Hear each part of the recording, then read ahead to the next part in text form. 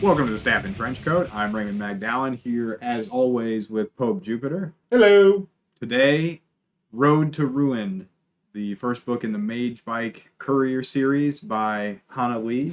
And this was my pick, and so you get the first stab at it.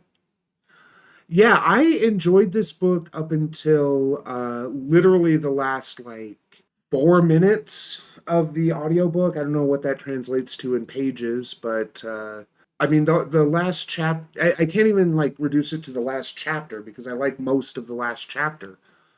But the world was interesting. I got flavors and hints that it was supposed to be like a post-apocalyptic Earth. Nothing concrete I can point to, just kind of the vibe, I guess. But that doesn't affect the story because the story is sort of an interesting tale about a society that found itself with a bunch of powerful people who were able to exert their will on the world, and those people used that to sort of set themselves up above the people who aren't born with that gift, and sort of the knock-on effects of a society like that. And I thought it was good. I thought the characters. I thought Jin was an interesting character. I liked Inarine. I kind of expressed Kadrin was a milk toast guy. I liked the sort of meta mix of the plot of the story is primarily a personal romance one of Jin trying to save people she personally loves and who love each other, and although she doesn't believe it, love her, and trying to get everyone safe. But there's also this almost commentary ish about how Inarine has kind of figured out why all the various Karinas, is that what they were called? Yep. Why almost all of them are dwindling and the power is weakening in these houses. I mean, it seems like such a common thing when the problem when one of the core conflicts is blood purity, that we're joining the story when the families are dying out and they're visibly weakening and whatnot, which I guess is the right place to join the story. But Do we ever figure out exactly what Inarine's research had discovered? I don't know that it's explicitly stated, but my impression, the implication I got, was plain and simple that it's a functional. It's basically the two talented people breeding will potentially lead to a more powerful talent, but it tends to lead to inbreeding issues Right, because yeah, they're definitely that was a genetically, component. and that seemed to be the big part of it. Was it wasn't that she had some massive magical ritual or program. It was just no, stop cutting out the untalented. Right. Just recognize that they are also people and stop trying to prevent them from breeding, because that's why we're all dying. That's why our powers are weaker. That's why I don't know if there was anything explicitly about having difficulty having children. Well, her Inarine's mother was essentially forced into being like a broodmare Right. But I didn't and died from it. right. I didn't really get whether that was a cultural thing or just because it was clear that in Karina Rutt, is that where she was from? Yep. That there it's very much a uh, the pop culture ideal of the medieval or even Middle Eastern fundamentalist treatment of women. They're not allowed to. They're barely allowed to be acknowledged if they're not already married or promised to someone by the opposite sex. Right. It's incredibly patriarchal and locked down. I kind of forgot where I was going by talking about that. Well, I'll jump in then. Yeah. I also enjoyed the book. I would I would say it's just good with no caveat. The writing style was competent. There were no errors that I saw. The dialogue was really strong. Mm-hmm. The framing device of the love letters between Inarine and Katrin. Cadron, I thought was cute. Yeah. I don't normally go in for. They were a little long, and I thought the inclusion of sort of the stage directions to Jin. Again, this is were they was that marked out differently in the text of the letters? Like I'm thinking of one of the first letters where you're talking about where the fourth wall gets broken in terms of like the letter right. where you can tell No, that no, Jin, don't tell him that. Start over. yeah, you can tell that she's dictating. Right. Um, those felt a little weird. No, I thought that was the best part. They felt good, but it was kind of like it made her feel more like an automated dicta pen than like a scribe.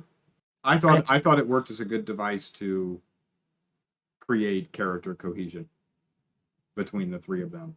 It helped establish I the agree. relationship. I'm not making myself clear because my issue with it is not that it exists or that it was used as a device. I think it was this idea that it was because it was all my assumption from the way it was read was that it was like the letter I'm specifically thinking of that I think was the most jarring was one where it starts, "Dear Cadron, oh yes, I've been missing you terribly. I can't believe that you would write me after all these years. You were one of the lightest point in a dark and dismal childhood." No, Jin, I can't send that. Erase that. Start over. Like that whole thing being included. And I'm my assumption again. I listened to this on Audible. Raymond read it on the on Kindle. Were those like that passage? Was that marked out differently, or was it all part of basically the It was same? all part of the italics Okay. at the beginning of the chapter. Yeah, it just felt. I don't know. It's probably just me being idiosyncratic and weird. Because again, I enjoyed the letters, and I think It that just seems like you didn't like them as much as I did. I didn't like that particular aspect the way Yeah, it was handled. and I did. Yeah. I Yeah. dug that. I thought that was cool because otherwise they were kind of lengthy restatements of elements of the world building that had already been done for the most part. There were sprinkled in things that moved the plot forward, and a few instances where you get kind of a some more background information about something that you might have been interested in as you had been reading the preceding chapters. But for the most part, I thought they were it was a serviceable and mostly enjoyable framing device in the style of framing devices that I don't typically like that much. Yeah, like I said, I thought the writing style was really good. I thought the characters were mostly static. There wasn't a whole lot of change that happened throughout the text. It was mostly archetypical. You kind of knew what the character was right from the beginning, and then you were just watching them have this adventure Yeah. as the people thus described. Hadron, I think, got a little bit of steel in his spine. He had clearly, being the talentless younger child of a wealthy royal family. Yeah, he maybe stands up to them a little bit more But as a overall, yeah, I result think of he's the. mostly the same character at the beginning as he is at the end. And I don't think that's always bad. No. I think, something that's often not expressed super well when you hear people rightly say that, tis better to have round characters. I think what's worse is if you try to make them round but fail. Right. If you just kind of go in with this is the cast, most of their stats are already rolled, and now you're gonna, Sherlock Holmes is one of the best examples of this, Mm-hmm. where no one cares or expects Sherlock Holmes to have some personal Right. moment of enlightenment in the context of a single story. One of the worst things the BBC did was soften his character over the course of the series. I think that uh, I, H. Bomber Guy has a 3 hour video talking about all the problems with that show, so I'm not going to go into it here. But yeah, I agree. I think that the characters, and I described this as pulpy, and I guess we're kind of moving into the qualifications for praise. And I think you took that as a pejorative, or am I misunderstanding your reaction to that? I don't think it's necessarily important to me whether or not it's pejorative. It's just that I have noticed that I do this, and I've noticed it as a general cultural phenomenon, Mm-hmm. that it's almost like cringe to just like something and that's it. Just say, Right. I thought this was good. Yeah. There's the instinct to caveat things and say, like we do it all the time on this podcast, even where we'll say, yeah, this was great for an urban fantasy, or Mm-hmm. in comparison to its contemporaries, as making Right. sure that we're saying, like, we don't want to, or I'll just speak to my own anxieties. I don't want to be perceived as somebody where somebody listens to the podcast and goes, what, he doesn't think, he think this can stand with Lord of the Rings or something like Right. that. Huh, outrageous. uh, I don't want to be the butt of that, and so the instinct is to caveat our enjoyment. And in this case, I just wanted to buck against that and just, for me, this book was an unqualified. I'm glad I read it. Yeah. I think the author was doing, genuine artwork. Mm-hmm. I think that there is a social commentary there that is just as worthy of discourse as anything else that you would read. Yeah. And so I guess I just didn't think it was pulpy. Right. I was anticipating, because like this book is not cheesy, and I wouldn't call it campy either. I guess I called it pulpy because it felt like, in my mind, and we kind of talked about this, but to get it on record, to my mind, pulpy is something that it doesn't have any pretensions about showing a fantasy or anything like that. It is showing the reality of the story, and I think that's something that this book did. At the very least, I think what really did it was the But I mean, abundance of is stuff. crime and punishment pulpy by that definition? There's the difference. Pulpy is usually reality meant to excite or titillate, versus a book based on reality that is meant to perhaps entertain, but also just inform and. Yeah, and I'm not interested in making a value comparison between Right, this right. text I'm not. and crime and punishment. But what I will say is that in a world where I have read Crime and Punishment, where I've read Moby Dick, et cetera, the list goes on and on and on forever. I've read all those books, and I say this one is good, and I'm not interested in even caveating that I don't place it among that group. That comparison is fine. This is just a good book, Yeah. and maybe you like certain settings or genres more than this, but this is a good example of its genre. In many ways, this is what I've been asking for since we started the Mm-hmm. podcast. It's a straight up urban fantasy, using the loose definition as we've gone over a couple times in the show, and it is not propaganda.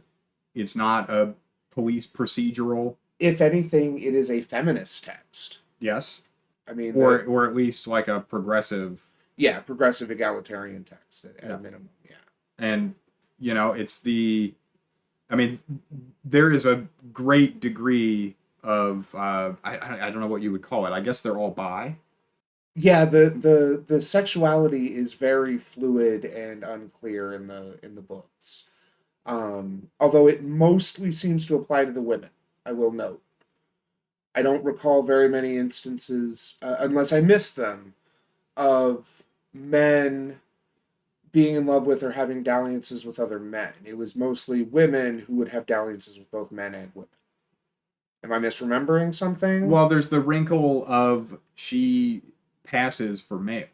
Jin? Yeah, Well, I mean that was kind of a big deal at the beginning of the it text. it was, but my impression of that was mostly just playing into the stereotypes of the area where they don't expect to see a woman, so you hide the things that demark you as a woman. But I kind of get. But there's never a moment where the author says, and then Jin, you know, loosened the straps so her tits came out and let her voice return to its normal feminine timbre. And it also talks about the clothes that she wears. She doesn't Right. change. There's never a moment where she stops doing any of those behaviors explicitly in the Right. text.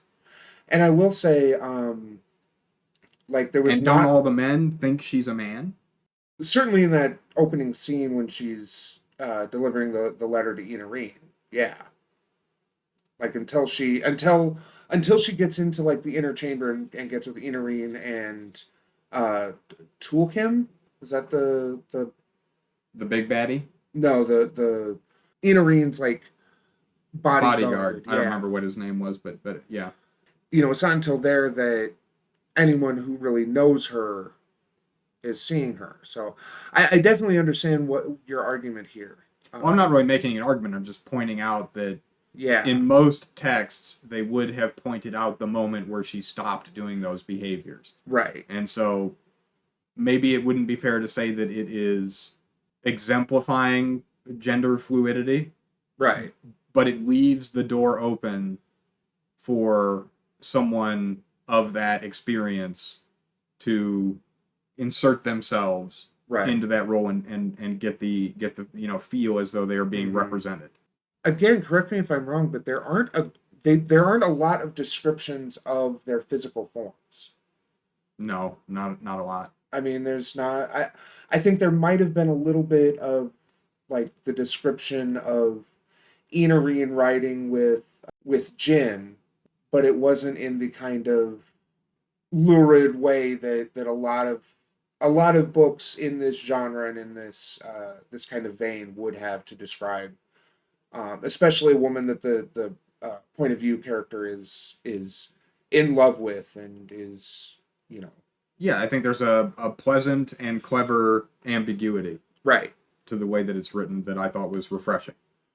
And again, there are a lot of books that, to maybe not to harp on it, but to in terms of qualifying praise, there are a lot of books that would fit into that category of, untouchable mainstays of literature that do not do that. Right. And then there's essentially a thruple, Mm-hmm. which we have seen once before in the fifth season. Right. But generally speaking, it was interesting in that way. Yeah, and it's part of the reason why the ending kind of pissed me off so much because it was like it was two people who were like the only way we can thank you for everything you've done to help us is by spending the rest of our lives loving you. And she's like, no, I'm not worthy. I don't know, it pissed me off. I mean, it was weird, Yeah, definitely. And it is literally the last page. yeah, And I can see how that would be less than satisfying. I think it has to do with that it was a series and the author knew it was going to be a series from the onset. yeah, I agree. I think that I wonder if when. Because it's the Mage by Courier series. It's not a trilogy or duology. So they intend to do. It intends to be an ongoing series, but I wonder if like the second book comes out, which this may go on the list of something that because this just came out a couple months ago, I think, I like believe it is April. it is very recent, yeah. So when the next book comes out, I might check it out and uh, see because I wonder if this is a situation where books one and two are essentially just one book. Well, and she loses her magic. Right. And so clearly you imagine in the second book there will be some advancement or reconciliation between her and Cadrin and Inarine, and then Yeah. also her regaining her abilities. Right. Because it feels like in something like that, the Mage Bike Courier series, where the main character can't ride a mage bike. Yeah. If you call your series the Mage Bike Courier, and they stop being a Mage Bike Courier at the end of book one, they have to start being a Mage Bike Courier again at book two. Like that's just kind of how it works. Yeah, Otherwise, you've lied to your audience. and so I don't think it was the most. That didn't bother me. Her losing her powers felt like a reasonable thing, and even if it is a little cliche, the journey to recovering your powers and learn or learning to be yourself, be a person without these powers that you relied on. Those can be very interesting stories and journeys, and I have no issue with them wanting to explore that kind of journey. It was literally just And I hate to harp on it because it seems so petty, but just the way, like, the way she walks past them, and they, this time they let her pass. Like, I don't know. It just brought, and then she just walks out the door. The end. I, I didn't like it. Yeah, it was very abrupt. I was just kind of unmoved. I didn't think it had the greatest finesse. Right. I didn't expect a happily ever after. I expected there to be something, because to be clear, the idea that Jin knew that she kind of had an opportunity to be in this thruple, but that she did not feel she was worth it, is a thread through the book. Like, this did not come out of left field at the end. This wasn't a surprise. This was something that I saw coming. I just didn't like the way it was just kind of, I guess you are worthless, not worth being wild lover. So all right, bye. Well, and for all we know, the first page of book two picks up at that moment Right. with them chasing her out, and then on the outskirts of the city, they make up at the in chapter one, and then the new threat appears in chapter two. Yeah, that's kind of what I wanted for the end of this. Was I guess what I wanted was either a solid and permanent rejection of the thruple.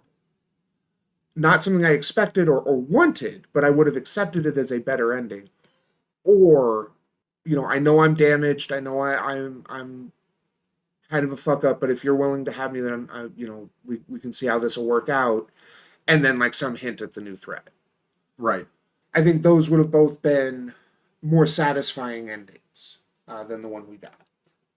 But again, this is a Tempest of Tea situation, although much less drastically. Where, I mean, 99% of the book is absolute fire, just fantastic, just, and it's just that last, I guess, the last page that just Yeah, the kind of last threw me. page, last couple paragraphs. Yeah, um, So yeah, displeasure from you and apathy from me right. on that score. All right, let's jump into violence then. There was a fair amount, I thought, although it was fairly PG. I don't remember a lot of blood being specifically mentioned. There's some, nosebleeds. Maybe she Right. gets, Jen gets stabbed. But not like in Tempest of Tea, where that was their substitute, was violence, was just blood. Right. So There's, one person gets killed on screen in the entire book. yeah, And then you have one, I guess you'd call it a main character. there's definitely some like fight scenes, but it seems to mostly focus on the confusion and such. And we get the a hint of a duel, and then Sozel just fucking, I surrender. Yes, that does happen. I thought the violence was acceptable, but it was noticeably PG. Yeah, And so I don't know if this is billed as a YA, but it if it didn't. if it was, I would put it closer to like the 14 to 16, not like Yeah, the 16 plus. Tempest of Tea. That was more of like a true young adult. I Right. think end of high school, beginning of college is probably the sweet spot for But that. that was the only one that was explicitly billed as young Yeah, adult. correct. That really threw off my metric for young adult because, like, reading through it until we got to that last, act, I was like, the violence is different, and there's, but the sexuality was there, even if it was kind of subverted into the vampirism stuff. And we discussed all this. Oh, okay, you're still talking about Tempest of Tea. Right. The violence was there, even if it was kind of subverted, and the violence and sexuality was subverted into this vampirism. And Here it is not subverted. It's just accepted at face value. right. But it's very, again, kid glove, PG. Mm-hmm. I mean, we get a kiss. Yeah. That's it. And some vague, I don't even know if you get any other like vague impressions of anything more than that, aside from the implication of when she talks about past lovers. Right.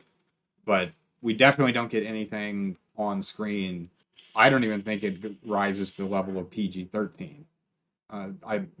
There's nothing in this book that a young child couldn't be exposed to, even if the technical reading level might be higher. Right. There are definitely concepts that may be difficult for them to grasp entirely, but the actual, the MPAA rating on this would not flag it over much, I think, for sex or violence. I mean, probably in the current state of things, they'd still try and ban it for being woke. That's different. But it's fine. Yeah, There's, yeah, you know, yeah. It's totally fine to not be straight. And Yeah. Again, and I think that's what one of the things. This is another example, like we talked about in Tusks of Extinction, where same gender relationships are treated as, at best, a source of frustration because your sister is being promiscuous, right? Not your sister is a lesbian, like or your would be girlfriend is a lesbian. That's not an issue. That's if she's as long as she's interested in you, that's right. And I think this book portrays those things without falling into any of the standard pitfalls that you might expect. Right. It's there and it's fine and it's treated with respect. Although again, it is worth noting that I think in general, it seems like lesbian stuff is okay, and then ambiguous gay stuff is implied, but we have not seen a whole lot of just male right stuff. Because I remember, wasn't there a discussion about how in Karina Rut, Inorine or other women would have female friends and even female bedmates, but all that had to end once they were married, right? I don't know if it even implies the bedmates part. I thought there was some. They were allowed to talk to each other, but it was. I think it was something about a closer relationship or some implication to. Well, because they're not even allowed to speak or write to a man, right? And so, yeah, the impression I got there was much more chaste than I don't think it had. I don't think it had anything to do with romance. Yeah. It was just that you were allowed to share letters with a female friend. Right. Yeah, so the violence was enjoyable generally, but very toned back. I suppose we've kind of already answered, like, the novel does not fuck. It hints at it and it tries to, but no, it does not. Not in this story. And maybe it'll work up in the second book or third book or something to finally there will be some discussion of that. Maybe some kind of a very tame. I'm guessing probably the most you're going to get is off-screen implication. Right. I doubt we're going to get any descriptions in a book like this, but no, and that's fine. I think that I mean our discussion of Everking kind of, at least my position is that smut has its place, and if that's what you want to write it. But I think that I guess my thoughts are it kind of often can detract from a more serious story. That's not to say that you couldn't use more explicit scenes in a more serious story to build the characters or what have you. I could certainly imagine that, but I think most of the time, smut just kind of lowers the tone of the piece, in my opinion. Yeah, you seem to be more sensitive to that than I. Yeah. I just don't care. If the rest of it is really good, then fire off the white rose. Yeah. I'm good with it. Maybe it's just my Midwest sensibilities still raising their head, because I don't have like a solid, other than just a gut vibe. I just don't. I just feel like when I'm reading a story and like it starts getting spicy and like I'm enjoying the story and it's like, okay, this is a little nice, but like, okay, I don't know. It's just usually like if it's not Prude Jupiter. Sure. My take one look at my my Reddit front page and you disagree, but I mean I think that's just it. It's that like when I want to read about or encounter explicit sex, I go looking for it. When I'm just reading something for intellectual pleasure, you don't want to be shocked and have to go and lay down on the fainting couch for a couple minutes because your sensibilities have been offended. Yes, absolutely. Okay. And obviously, I don't know if you're helping your case. I don't know. I obviously I have enough maturity and self-control that I don't see boobs and like, oh, I gotta go jerk off.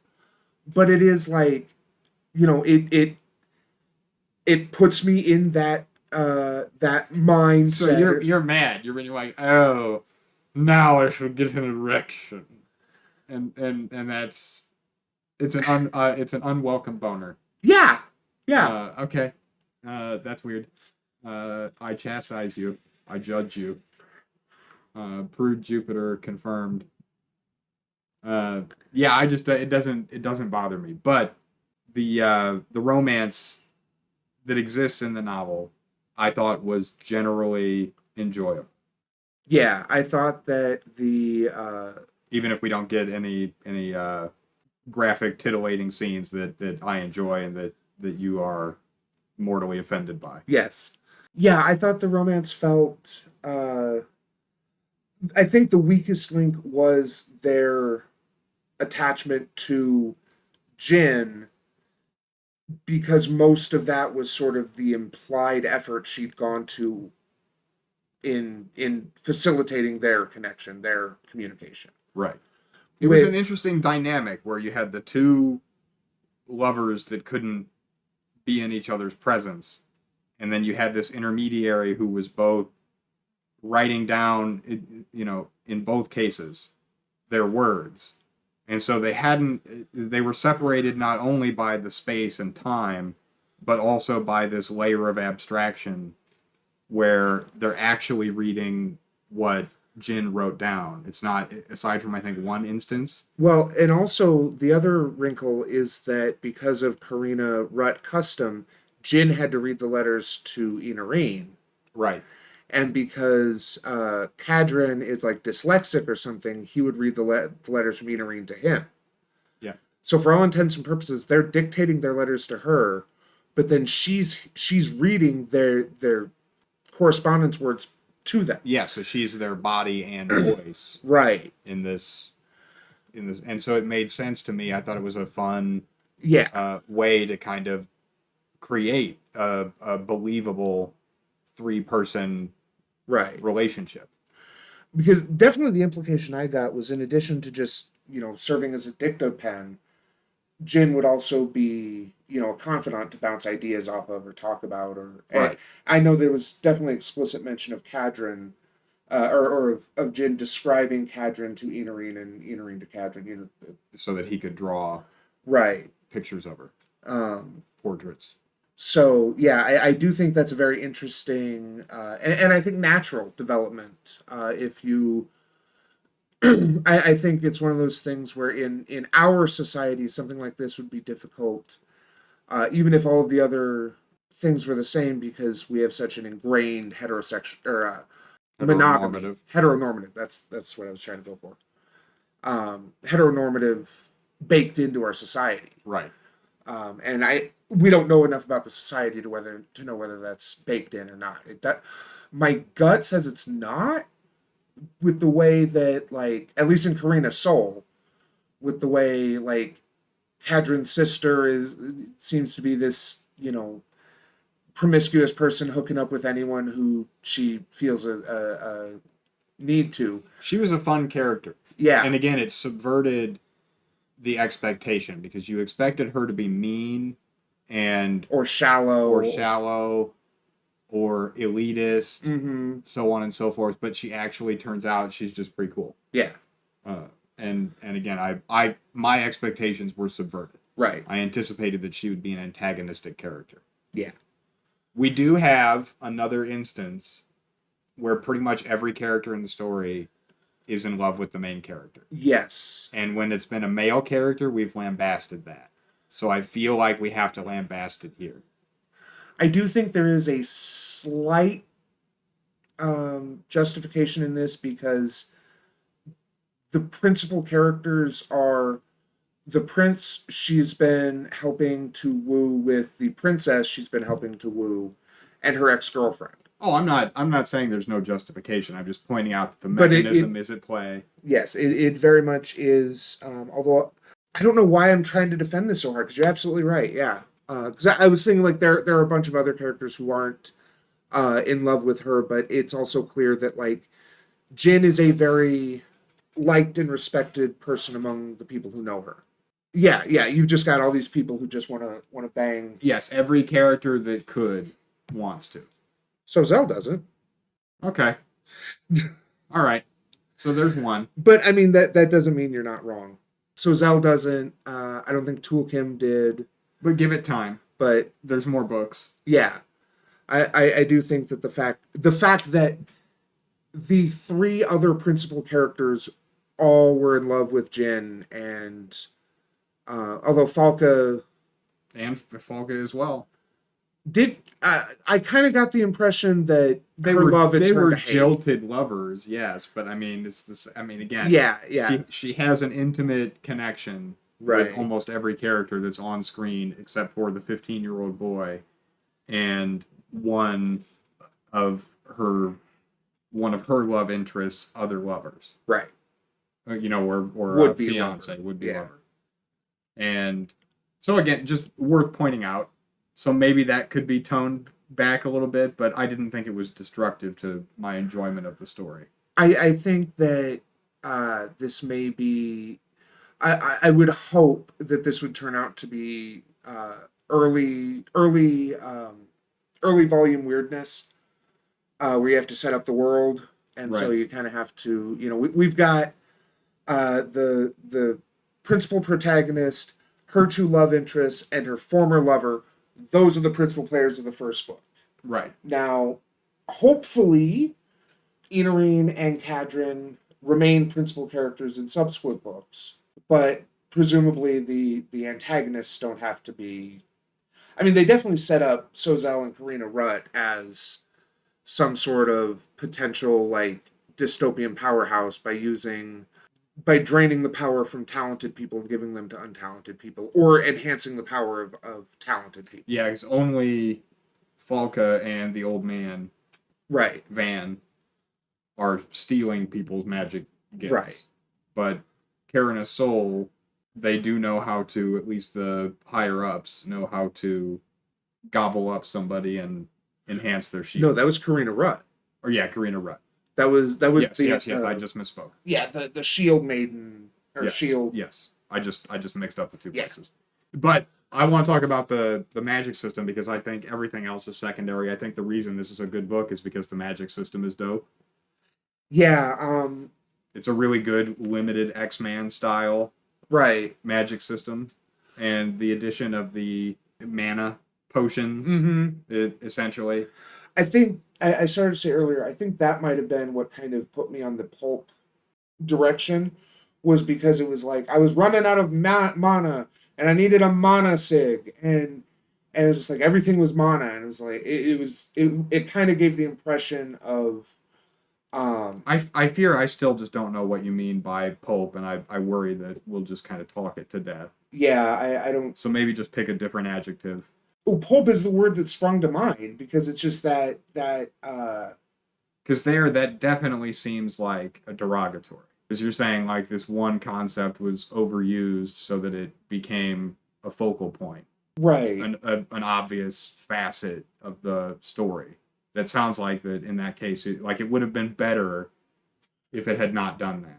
No, I'm focusing on the mana saves and the use of mana, but it was mostly just the way that as they introduced concepts, they didn't try to come up with new and special names. They were the talented, who were bloom weavers and shield.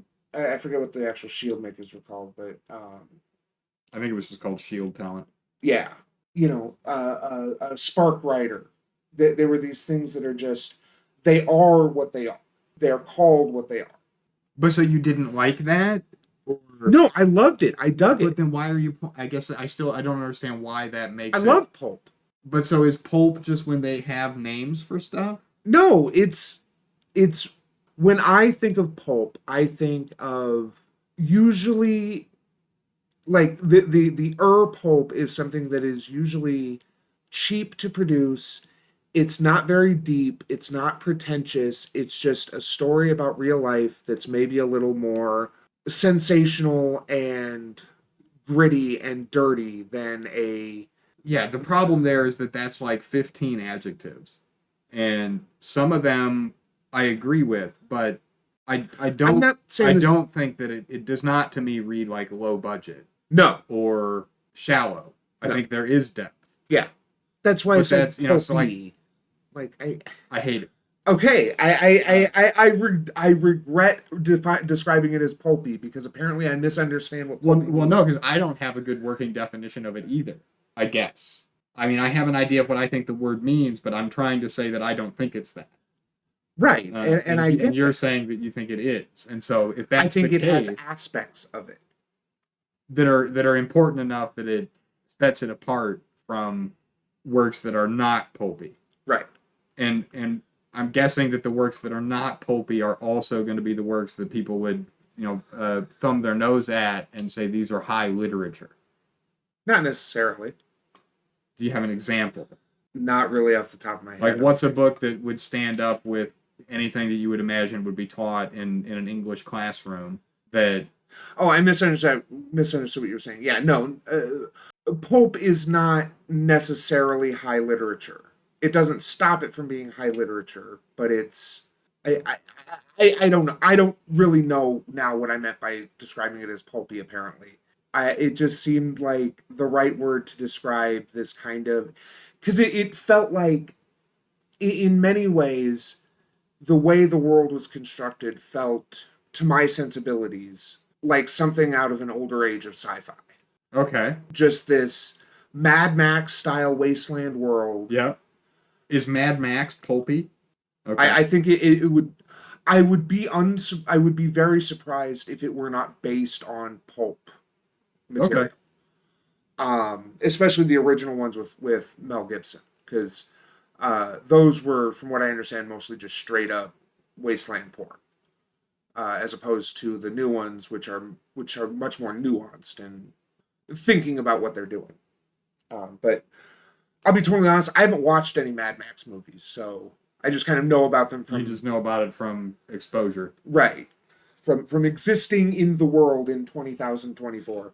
Yes, I don't reject or confirm the pulp tag. It just it I don't think I'm we're going to settle this here. If we have any listeners who feel strongly about this, let us know in the comments. yeah, it is it pulpy, and either way, why is that an important distinction to make? That's the part that interests me the most is what what makes it so that when you first were going to tell me, when we were on the, I don't remember if we were in voice chat or whatever, but when you told me that you liked it, there was a pause. Even you were like, yeah, I liked it a ton. It was kind of pulpy. There was this. You immediately wanted to make sure that was the thing that you tied to your very first impression of the novel, and that's what I'm trying to interrogate: is why did that stick out as the thing that had to be included? Because you could have just as easily said, I liked it a lot. It was very romance. I liked it a lot. It was like I just Right, described it, sort of like a controlled X-Men style magic system. right. But the thing that you pointed out was that it was pulpy. And to me, a pulpy story is one that may or may not have a deeper message, but its primary purpose is to tell a sort of gritty story without any, I keep coming back to this, without any pretensions, without any, you know, euphemisms. I think is the big one, is that in pulp there aren't the kind of euphemisms there are in more highbrow literature. And I'm not some expert on pulp. I've not read a lot of pulp, but with the pulp I have encountered, that wasn't hideously racist, has been fun. And I think that's the big part of it, is that it's this kind of more classic. I mean, I would honestly call this borderline, just not high fantasy, obviously, but a kind of, well, it's urban fantasy. I think that is the best descriptor of it.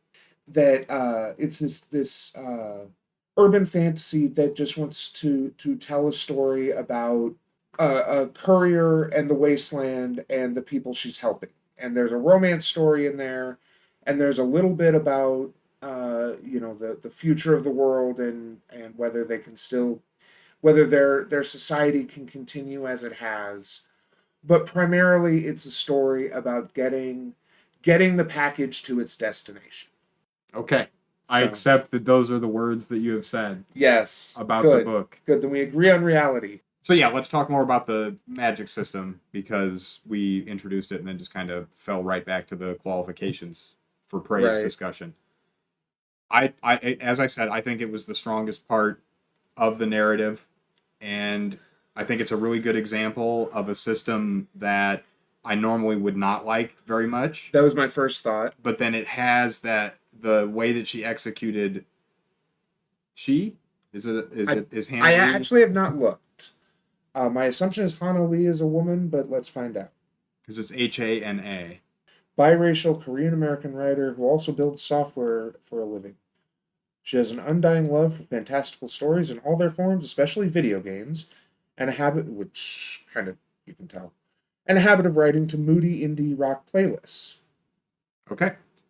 So the way that she does the mana, I thought was really great, and I will admit I experienced some degree of jealousy at the way that she did it versus the way that I have done it in my own work. Yeah, the mana spring system is really nice. I think that it creates a good tension because you can easily create areas like the wasteland where there's little or no mana and you need the mana uh to survive, either because you're a mage by courier, you're some other kind of, It was an X-Man. ammunition, Right. basically, and it was well done in because that is I don't like that normally. Right. But the way that it was written, it had enough of an edge where you thought they would run out, but it wasn't. They just constantly never got to use magic because they didn't have any mana. Right. There was enough of it, and then they find the bottles of it, and it intertwines with the. Essentially, we've got the spark thing going on again, which seems to be a favorite of the urban fantasy genre, and you can drain yourself to the point of death. The mana itself is poisonous. Mm-hmm.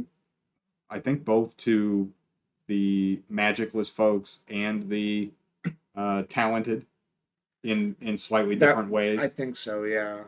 And when they die, their bodies are put into the mana spring to be consumed. Right.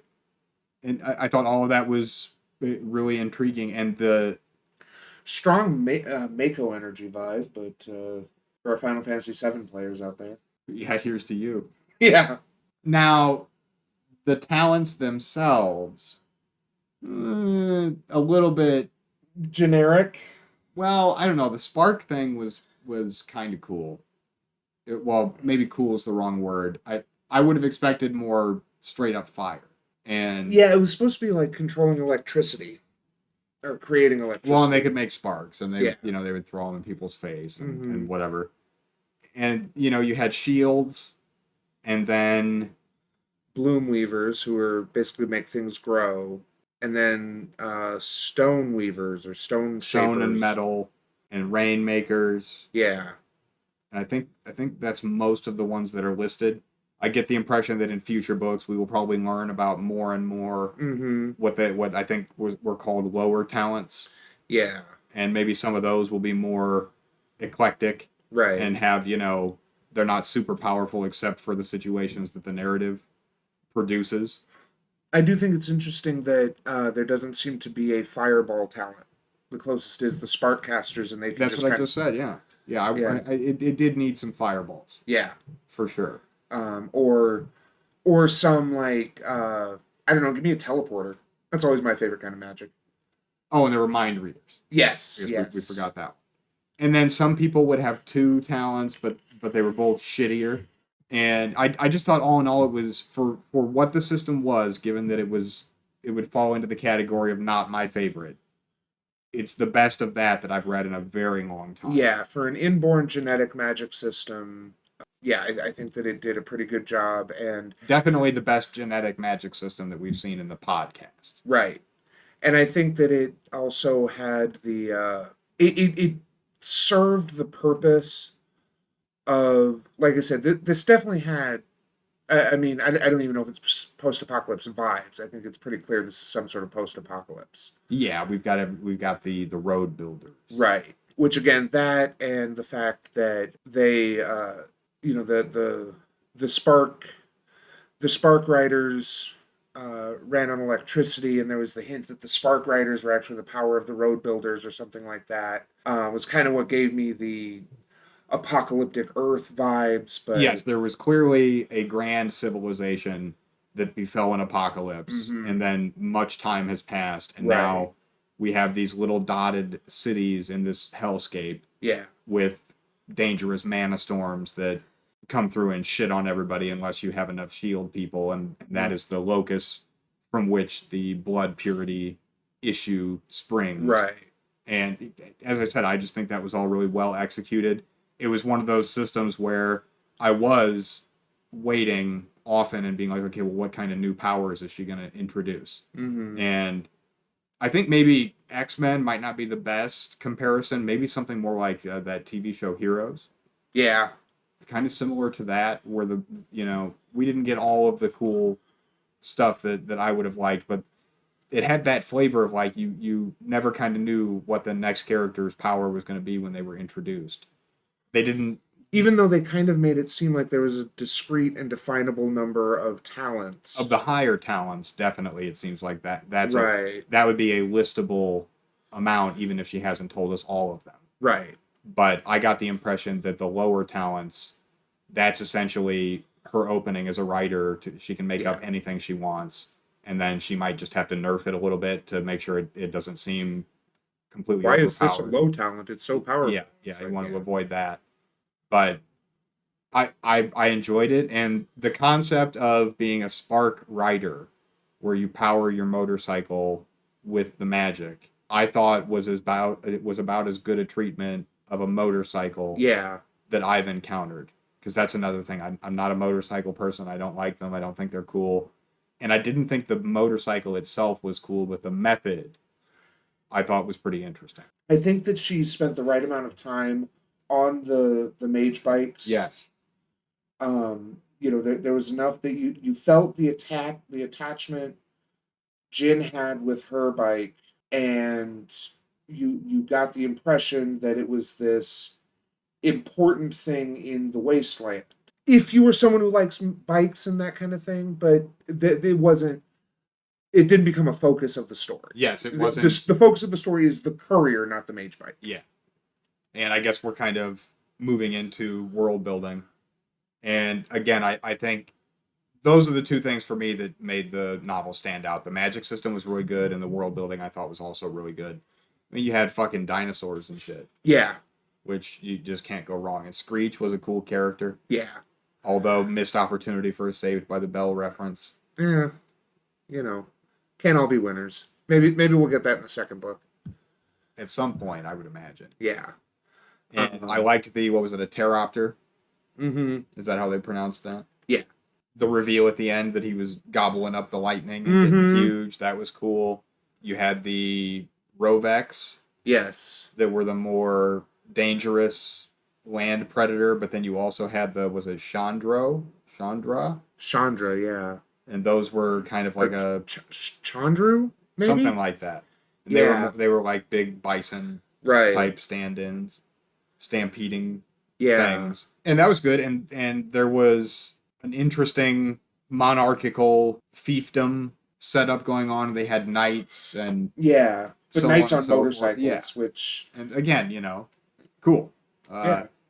That could have been cheesy, but they didn't lean into it very hard. No. They show up, they aren't lingered on, and when they show up they're kind of the fearsome warriors that they've kind of been indicated to be. They're not comical, they're not ridiculous. They are the Knights of Rut. Right. And And jumping back, I guess I liked that the mana springs, you could tell who, what city Mhm. people were from, because the mana springs themselves would kind of alter you. right. I thought that was a really cool wrinkle to add to the system. I will say, kind of on world building, it took me until they first referred to someone as a soul blood to understand that rut blood was not a slur. It's an identifier. Right. I guess the big thing was that I didn't understand that Karina Rut was two words. Again, I'm listening to this. I'm not reading it. Uh, and Karina Soul is a different place. I just kind of didn't grok that. But once I did, it kind of made that reference to Rut blood because the way it's said, it just sounds like a slur. It sounds mean. Yeah. And I liked the class commentary there between the magic users and the talentless. Mm-hmm. I thought there was some good commentary there. Yeah. And the wasteland itself was, again, well done because I'm not a huge fan of stuck in a desert narratives. Right. But in this case, again, there was enough of it that it did the world building that it needed to do, and the wasteland itself had a character to it. Mm-hmm. But it wasn't so much of the story that I did not. I was worried that what we were going to read was biker gets stuck in the desert, never has any gas, can never do as much magic as needs to be done. No, the wasteland, and it isn't that. The wasteland was more of a barrier than a place in many. Yeah. As far as its purpose in the story, because it was this distance they had to traverse, and they didn't linger on it too much. Again, to further glaze this author that we've been doing all episode. She didn't linger on the wasteland. She used it just enough that it felt like a real threat and a problem, but it didn't become the focus of the story. The focus of the story remained the conflict between broadly Karina Rut and Karina Soul, and more narrowly between Falca and Jin and company. Absolutely. Yeah. So it was, that's what it comes down to, is it was a book with a totally serviceable, enjoyable, social, and interpersonal story. Right. That had all these other tools that were interesting and used with the correct amount of restraint by the author. Right. So that you were able to enjoy all of the aspects of those systems, but even the stuff that, in other situations could become cheesy or overdone, it really wasn't. I did, if I was going to make one criticism of the language used, I'm finding that using the term mun for money is not to my taste. Oh, well, I saw that. They called them moons. Who did? In the book. In this book? Yeah, they're called moons. That's how it's pronounced. Oh, it's M-U-N. Oh, cool. Yeah, it's moons. Okay. That's not better, is it? No. No. Yeah. Yeah, I didn't care for that. And it's. I didn't care for them calling the money moons either. I didn't realize that it was M-U-N, so that. I feel like if there's not going to be a really specific reason, it should either just be gold or jewels or the thing itself, the material, or some kind of a name that refers to the place of its minting. So I didn't care for moons, but I assumed it was spelled the normal way, and that the kind of money just had moons on it. No, it was totally M-U-N. Yeah. So Mun. That's moon. Okay. Yeah, that doesn't make it, and it's a small gripe. Yeah. It just, that seemed like the least cool of the stand-in words. And there is a lot of the mana sig being referenced, and not a whole lot is done. The author brings up addiction, but it doesn't really spawn into anything. Well, it seems like the purified or canned mana or whatever that they find in the cave is like cures her addiction, because she knows, I haven't wanted a mana sig in days. Right. But then later in the text she reaches for them and they're not there. Yeah. So maybe the mana sigs would be another a single example of a system that was kind of neat, but that maybe I felt like was mentioned too many times for how much weight it was lifting in terms of making the story better. I wonder if, like in my theory that book 1 and book 2 were actually one book that they split apart, I wonder if they pay off in the second book. That could be. Yeah. On the other hand, I have long felt the power of the cigarette as a tool in writing, because two people talking is one thing. If one of them has a cigarette, it like changes the Yeah, you like it as a prop. right. I think that's fine, but she never has them. No, she doesn't use it as a prop. And So we see one or two other characters that do. right. But largely it feels like it was introduced as a character building mechanism and to introduce the idea of addiction. But I was not able at the end of the story I didn't look back and say, okay, it was important that those were there. It seemed like a dropped thread or something that was supposed to be hinted at but hasn't paid off. So I have very few quotes from this one, so I'll go through them quickly. This is page 24. My father has chosen a match for me, not a prince of the high houses, but the son of a wealthy family. They will pay an enormous bride price for a woman strong in the talent. And I guess we've kind of touched on it, but there definitely is some kind of a critique going on there of, I mean, blood purity is the overarching theme, but it's also sort of getting at, as you had mentioned earlier, I think it is touching on making some claims about the way that we conceive of unions and the way that women are perceived. Right. And I don't know. I certainly think that this book errs on the side of being progressive. Right. For sure. I would be surprised to learn that the author isn't some sort of progressive, good person as we define it type thing. Because this is a book where those elements are introduced and there's no whitewashing of it later on in the text, which has happened several times. They don't even try to history. Well, we know, well, they do this and it's kind of bad, but like it comes out of this reasonable thing. It's like, no, this is just kind of a bad thing that is going on. If this was the 5th season, she would have either fallen in love with the suitor from her own town, or she would have been like, well, I don't like what my father's going to do to me with the incest and forced birthing, but I don't know, now I'm kind of into it. Yeah. And in this case, those elements are just kind of condemned in a show don't tell way throughout the entire narrative pretty strongly. I think that's something that we don't really we haven't really mentioned here, is the fact that Inarine's father was totally cool with basically turning her into his breeding pet. Yes. Which is all kinds of fucked up. Yeah. Yeah, her fate was going to not be awesome. No. It was going to get real bad. And it was implied too that it wasn't just going to be the dad. It was going to be her. No, she was going to have cousins and she was going to have a child of her blood. The father didn't really matter to right. the man of the. And it was going to happen a lot of times till she died. Right. That was the implication. So jumping over to page 229. I enjoyed this passage because I think it was round about the time of the increased tension between her wanting to tell Kadrin what her feelings were. Mm-hmm. And I think it's when he puts his arms around her.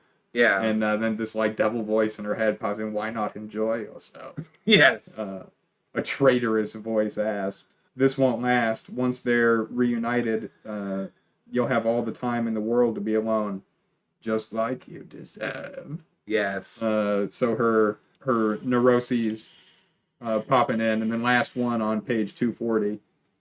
Why should we help you?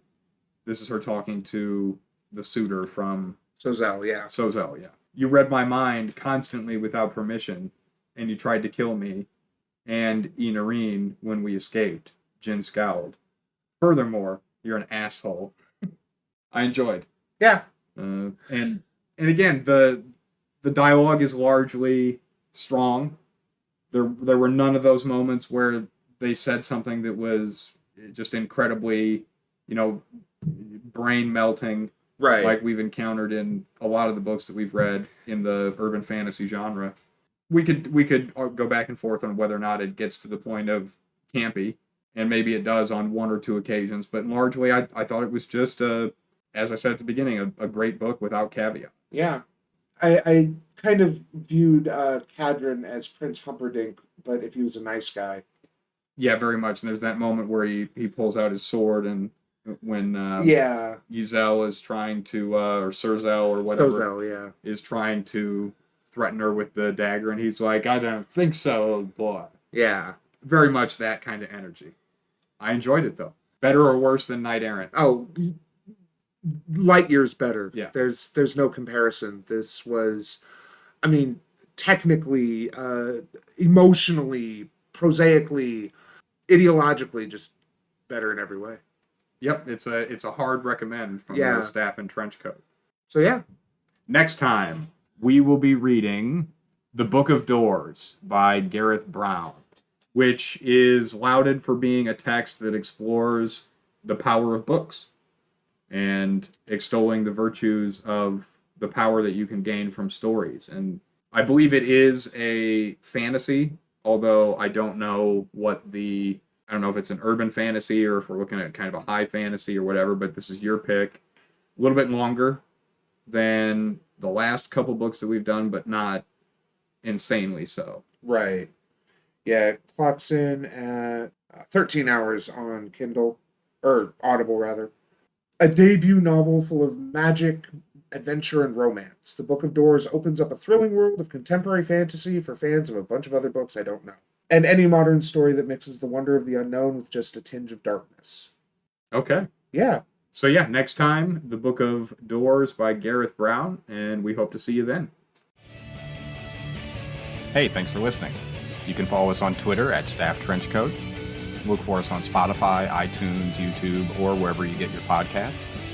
Feel free to shoot us an email at staffandtrenchcoat@gmail.com if you have a book recommendation, and we hope to see you in the next episode.